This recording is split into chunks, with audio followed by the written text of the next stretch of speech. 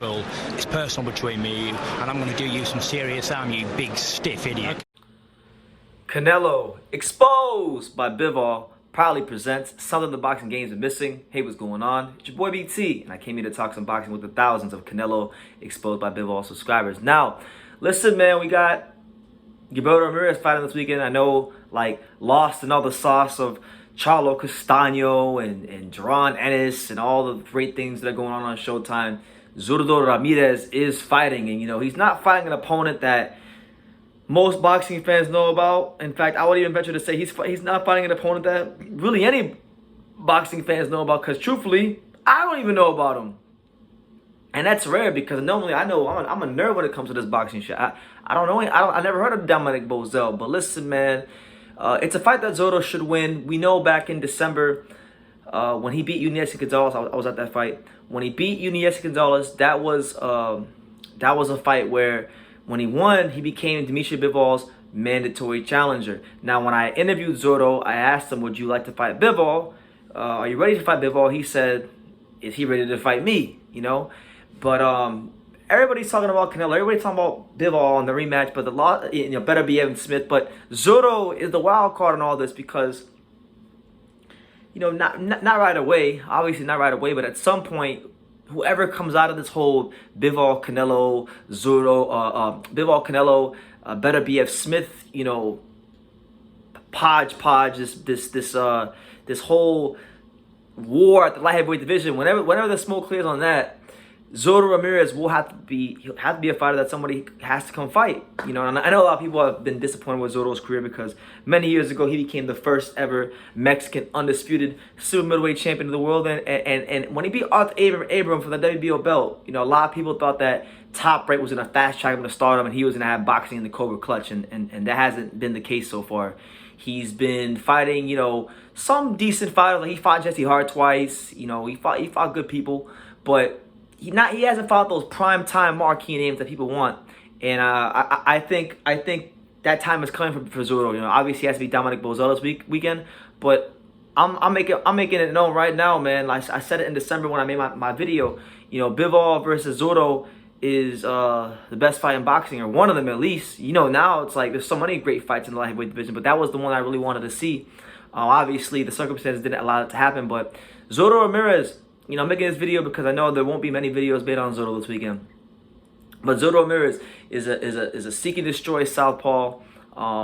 Really fun to watch. Really gives people value for the money when he goes out there and fights. It's just he needs that big marquee breakout fight. And I know he's talked a lot about breaking Floyd Mayweather's 50-0 record, or whatever. He wants to be 50-0 or 51-0, whatever the case may be.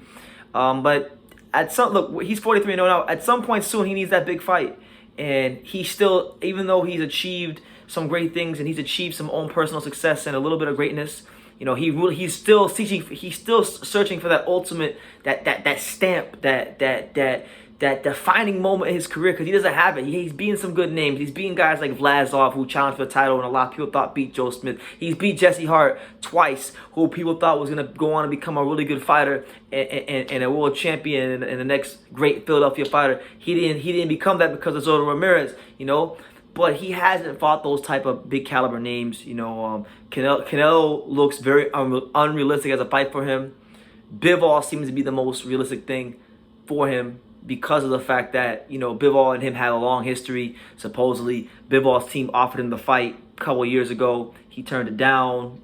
Then he said that Bivol avoided him. So we don't really know who's telling the truth. But we know that Zurdo is a really good light heavyweight. And we know that he is someone to reckon with in the division. And I even say this, look, I've been saying it for the longest time, man. David Benavidez is not a light heavyweight. Or he's not a super middleweight. He's really a light heavyweight, and that's really the most like a Benavidez and his dad and Samson and all parties involved on that team ever get it through their head that he shouldn't be at 168 because he's big as hell and he's struggling to make the weight. Then going to 175, this would be a fight, and it'd be a great fight for both of them. I really feel like Zurdo and Benavidez, in a way, if Benavidez can't get those fights against like Andre or Canelo or whatever, Zurdo and Benavidez, without even knowing it yet, and without most of the boxing public even knowing it yet, they kind of need each other. They're both a top flight, you know, creme de la creme Mexican fighters, or Mexican American fighters, how you want to say it. But they're both of the same ethnicity. They're both Mexican as far as ethnicity goes, and they both come to fight. They both always come to put on great shows for the fans, for whatever the case may be, whether good, bad, or indifferent. They just haven't been able to get those big fights to push them forward to where they should be. So what's better than them fighting each other? I hope David Benavidez and his dad realize that they need to be at 175 sooner rather than later, and they start pushing for this fight, because this fight is the one that they need. But yeah, I just wanted to talk about Zurdo for a little bit because you know, this matchmaking from Golden Boy. I mean, I know they're keeping him busy. He just fought a good fighter, Yuniesky Gonzalez, and it was a very, very exciting fight. But this is not that. This is a straight, stay busy, you know, tune-up fight. So, you know, make of that what you will. But yeah, Zurdo Ramirez, still in search of greatness all these years later. Will he ever attain it? I don't know, but I'm rooting for him to do so. So you guys let me know what you think in the comments down below. Make sure you guys take the time to subscribe. And like I say in every single one of these videos, you can love me or you can hate me, but I'm just a kid from Dania. So until next time, take care, guys. Thank you for watching another video on True School Sports, the home of boxing. If you made it this far, do me a favor and do yourself a damn favor. Hit that subscribe button and surely you will not be disappointed. You know, True School Sports bringing you the latest and greatest, the untouchable, you know, boxing content, interviews, news videos, breakdowns, live fight reaction extravaganza. We've got a great community of people here, boxing fans all over the world, from America to the UK to Australia, and on and on and on. So join the empire today. Hit that subscribe button. Take care and God.